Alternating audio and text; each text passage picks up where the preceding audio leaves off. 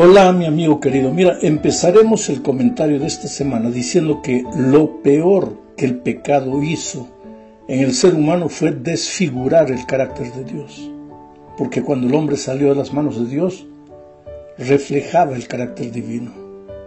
Infelizmente entró el pecado. A partir de ese momento surgieron el egoísmo, la soberbia, los complejos, las deformaciones que no nos permiten hoy ser felices. Por ejemplo, tú y tu esposa se casan motivados por el más lindo amor. Serías capaz de dar tu vida por ella. Pero entonces, ¿por qué algunos años después ustedes se separan? ¿Qué sucedió a lo largo del camino? ¿Sabes? El problema es el carácter. Desde el día de nuestro nacimiento, traemos con nosotros un carácter deformado por el pecado. Recuerda que la primera discusión o acusación entre Adán y Eva surgió justamente después de la entrada del pecado. Hasta ese momento era una pareja que vivía en armonía, pero entró el pecado y uno comenzó a acusar al otro. Bueno, ¿y qué tiene que ver todo esto, lo que estoy diciendo, con los estudios de mayordomía de este trimestre? Pues es simple. Una mayordomía sabia consiste en administrar la vida como Dios desea que la administremos. Pero el problema es que nuestro carácter deformado no nos permite administrar la vida como Dios quiere. La verdad es que Dios es dueño de todo lo que existe y también de nuestra vida. Nos lo entregó todo para que pudiéramos vivir. Pero nosotros no somos dueños de nada. Todo lo hemos recibido prestado de Dios. Somos apenas administradores. Y como sabios administradores debemos aprender también a administrar la vida como Él espera que la administremos. ¿Y cómo Él espera que hagamos eso? Pues siguiendo sus consejos, sus recomendaciones, lo que está escrito en su palabra. Bueno, para vivir la vida como Dios quiere que la vivamos, es necesario que aprendamos a andar diariamente con Dios en una experiencia de amor. Así, en ese compañerismo mutuo, aprenderemos de manera práctica cómo se administra la vida. Solo que al andar con Dios, sucederá también otra cosa extraordinaria. El carácter de Dios se reflejará diariamente en nuestra vida. Nuestra manera de ser tendrá las marcas del carácter de nuestro Padre Celestial. Sus características aparecerán de manera natural en nuestra experiencia. Una de esas características es la fidelidad. Primera a los Corintios capítulo 4 versículo 12 dice: Ahora bien, de los administradores se espera que demuestren ser dignos de confianza. Dignos de confianza. Otras versiones de la Biblia dicen: ahora bien, se requiere de los administradores que cada uno sea hallado fiel. Fidelidad tiene que ver con ser digno de confianza. Los administradores sabios tienen que ser hombres fieles, dignos de confianza. Piensa en José, el administrador de la casa de Potifar. ¿Era un hombre digno de confianza o no? ¿Fue fiel a su Señor a pesar de la tentación?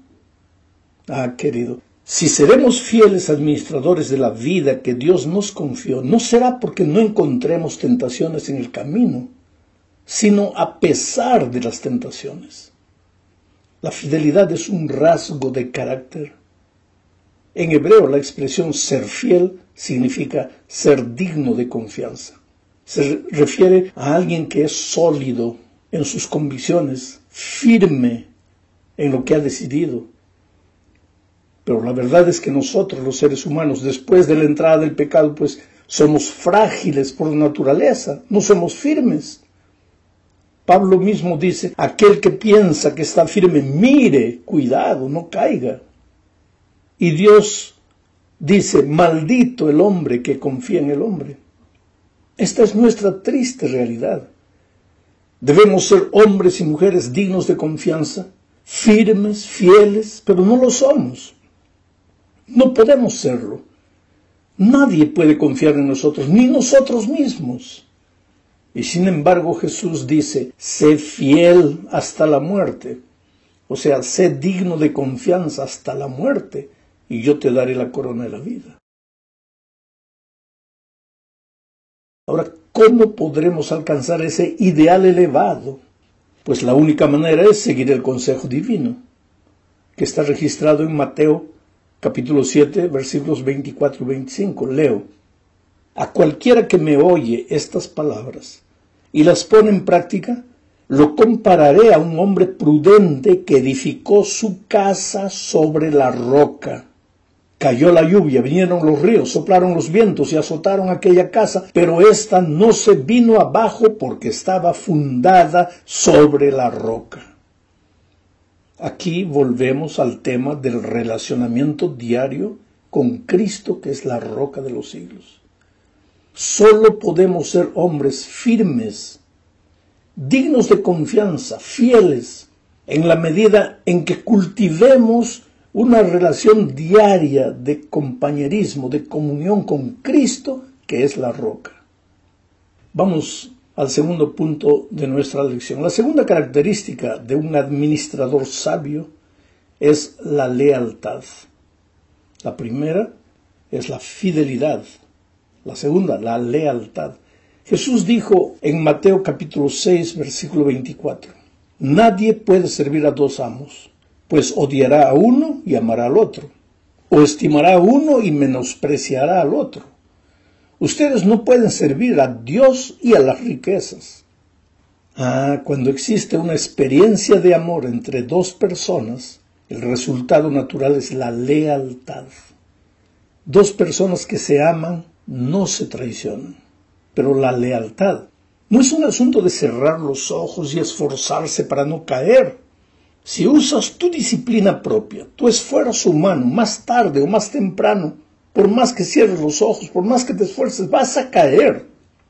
Recuerda que tienes una naturaleza pecaminosa y por lo tanto dependes únicamente de alguien que jamás haya caído, y ese alguien es la persona maravillosa de Cristo.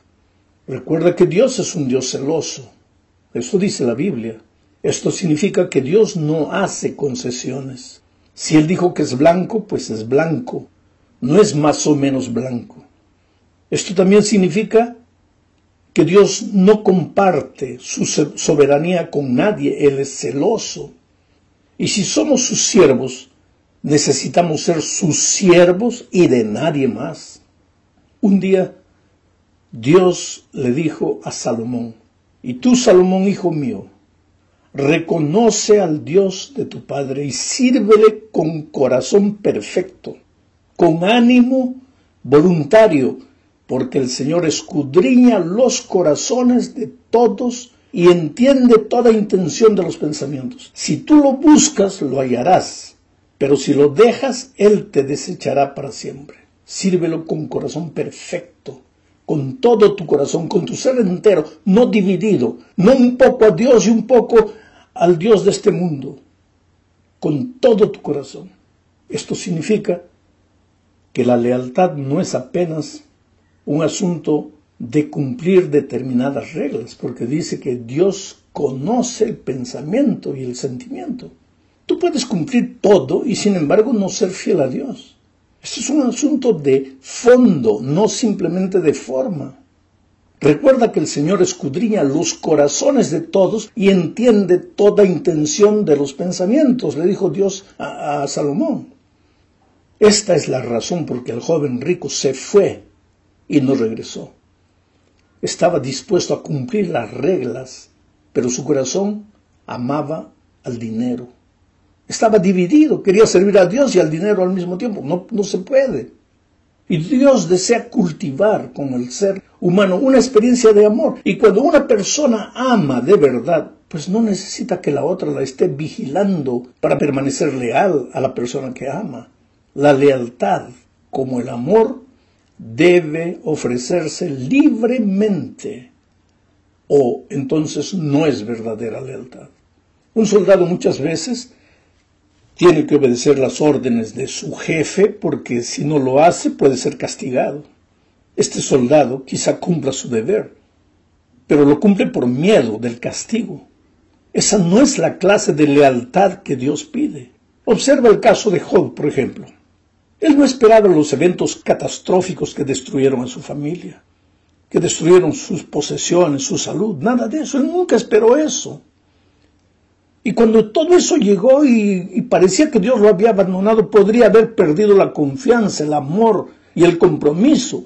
Pero su lealtad a Dios era una decisión inquebrantable de amor, con honestidad y sin miedo a alabar públicamente a Dios. Pronunció las famosas palabras registradas en Job capítulo 13, versículo 15. Aunque Él me matare, en Él esperaré. Quiere decir, su fidelidad en medio de la situación crítica fue la esencia de su lealtad. Esto significa que el cristiano leal lo es por amor y no solamente porque Dios le da muchas bendiciones. Servir a Dios, ser fiel a Dios, declarar amor a Dios cuando todo va bien, eso es fácil. Pero seguir amando a Dios, confiando a Dios, siendo leal a Dios en medio de las dificultades y de las adversidades de la vida, solo los verdaderos cristianos pueden hacerlo. Aquellos que cultivaron una vida diaria de compañerismo con Dios. Vamos a la tercera parte. Aquí veremos la tercera característica del mayordomo sabio. Esta tercera característica es una conciencia limpia. Infelizmente el mundo en el que vivimos, pues es un mundo que ha reemplazado la palabra de Dios por las preferencias humanas. Ya no importa mucho hoy lo que Dios dice en su palabra. Lo que importa es lo que yo creo, lo que yo pienso, y generalmente lo que yo creo, lo que yo pienso no está de acuerdo a lo que dice la palabra de Dios, sino a lo que me conviene. Esa manera de pensar de nuestro siglo se hace también realidad en la iglesia, porque la iglesia está formada por hombres y mujeres que viven en este mundo y no pueden evitar ser contagiados inconscientemente por las tendencias de afuera. Hay muchos dentro de la iglesia que creen que Dios no se importa mucho con sus actitudes, porque en fin Dios los ama. Y es verdad que Dios los ama. Dios nunca va a dejar de amar a sus hijos. Pero Hebreos capítulo 10, versículos 19 al 22 dice: Hermanos, puesto que con toda libertad podemos entrar al lugar santísimo por la sangre de Jesucristo, por el camino nuevo y vivo que Él nos abrió a través del velo, es decir, de su propio cuerpo, y puesto que tenemos un gran sacerdote al frente de la casa de Dios, acerquémonos con un corazón sincero y con la plena seguridad de la fe, con el corazón purificado de una mala conciencia y con el cuerpo lavado en agua pura. ¿Qué significa una mala conciencia? Hay que acercarse a Dios purificado de una mala conciencia. ¿Sabes? La conciencia funciona como una brújula interior. Nos muestra el camino por el que debemos andar. Solo que esa brújula interior fue malograda con la entrada del pecado al mundo. Fue distorsionada. Hoy esa brújula ya no funciona bien. Apunta para el lado equivocado y nos lleva hacia la muerte. Para ser una brújula que trabaje bien necesita estar nuevamente en armonía con las enseñanzas divinas y no con la opinión de la sociedad en la que vivimos. Si está en armonía con las enseñanzas divinas, la brújula pues es una conciencia limpia. De otro modo es una mala conciencia o una conciencia cauterizada. Jesucristo tenía una conciencia limpia y hacía cosas buenas y justas porque tenía la ley de Dios en su corazón. Él mismo lo dijo en Salmos 40, versículos 7 al 9. En el pergamino se habla de mí. Hacer tu voluntad, Dios mío, me agrada. Tu ley la llevo dentro de mí. He proclamado tu justicia ante la gran multitud y tú, Señor, lo sabes muy bien. Tu ley la llevo dentro de mí. Qué interesante. Ahora, ¿qué hacer si nuestra conciencia está contaminada? Hebreos 9:14 nos da la respuesta. Dice: cuanto más la sangre de Cristo, que por medio del Espíritu Eterno se ofreció a sí mismo sin mancha a Dios, limpiará de obras muertas nuestra conciencia para que sirvamos al Dios vivo. Ahora, mi amigo, te das cuenta cómo todo empieza y termina en Jesucristo. La vida cristiana no es una colección de deberes. La vida cristiana es una relación de amor con Cristo. Por amor a Jesús hacemos o dejamos de hacer las cosas. Por amor a Jesús permitimos que su palabra nos guíe. Tiene que haber una relación de amor entre Cristo y el ser humano. Vamos a la cuarta característica de un administrador sabio. Me refiero a la obediencia. Consideremos el caso de Caín y Abel. Abel se arrodilló ante el altar llevando obedientemente el cordero que Dios había pedido. Caín por su vez se arrodilló llevando el fruto de la tierra, fruto de sus manos. Ahora, date cuenta que ambos hermanos estaban arrodillados. Aparentemente ambos estaban adorando, estaban en la misma iglesia. Solo que Caín seguía su propia voluntad humana y no la de Dios. El cordero muerto fue aceptado, el cordero que Abel llevó, pero los frutos de la tierra que Caín llevó fueron rechazados. Ahora, la sierva de Dios dice al respecto lo siguiente en el Comentario Bíblico Adventista, volumen 6, página 1109. Dice así: la muerte de Abel fue la consecuencia de que Caín rechazara el plan de Dios en la escuela de la obediencia para ser salvado por la sangre de Jesucristo, simbolizado por las ofrendas ceremoniales que lo señalaban. Caín no aceptó el derramamiento de sangre, que simbolizaba la sangre de Cristo, que debía ser derramada en el mundo. Querido, la obediencia es una expresión de amor. Por eso la clave de la relación del ser humano con Cristo necesita ser el amor. Cuando tú dejas de amar a Dios, comienzas a amarte a ti mismo. Entonces ya no te interesa lo que Dios cree, lo que Dios piensa, lo que Dios enseña. Te interesa lo que tú quieres, lo que tú sientes. Prestas oído a los hombres de esta tierra y no a la palabra de Dios. Sabes que cuando yo era niño me enseñaron a obedecer por miedo y no por amor. Me llevó mucho tiempo entender que la vida cristiana es una vida de amor con Cristo y no una vida de miedo de perderse. El problema es que también podemos llevar a la iglesia la obediencia por el miedo, pero esa obediencia por miedo no tiene ningún valor para Dios. Por eso Él dice: hijo mío, dame hoy tu corazón. Quiero tu amor, tu corazón. Después que me has dado tu amor, tu corazón, ahí tú puedes darme y andar mis caminos. Pero si tú no me has dado tu corazón, si tú no me amas, yo no quiero nada de ti. Llegamos al fin de este estudio hablando de la confiabilidad como otra característica de aquellos que han entendido el amor de Dios y que administran con sabiduría la vida que recibieron de Él. Leamos Lucas 16, 10 al 12. El que es confiable en lo poco, también lo es en lo mucho. Y el que no es confiable en lo poco, tampoco lo es en lo mucho. Porque si el manejo de las riquezas injustas ustedes no son confiables, ¿quién podrá confiarles lo verdadero? Y si con lo ajeno no resultan confiables, ¿quién les dará lo que les pertenece? ¿Sabes, mi amigo querido? Dios desea hijos e hijas confiables, porque desea que seamos semejantes a Él. La confiabilidad es algo que nuestros primeros padres perdieron cuando decidieron voluntariamente separarse de Dios e hicieron su propia voluntad. Ellos tenían todas las condiciones de ser obedientes y confiables. Habían sido creados en estado de perfección, pero ese estado de perfección demandaba la libertad y ellos usaron mal la libertad. Hoy nosotros ya estamos contaminados por la naturaleza pecaminosa, pero ese no es argumento para decir que no podemos ser confiables. La confiabilidad es una marca divina, es una característica de Dios que puede ser reproducida en los que caminan diariamente con Él. Pero para eso hay que andar con Él todos los días.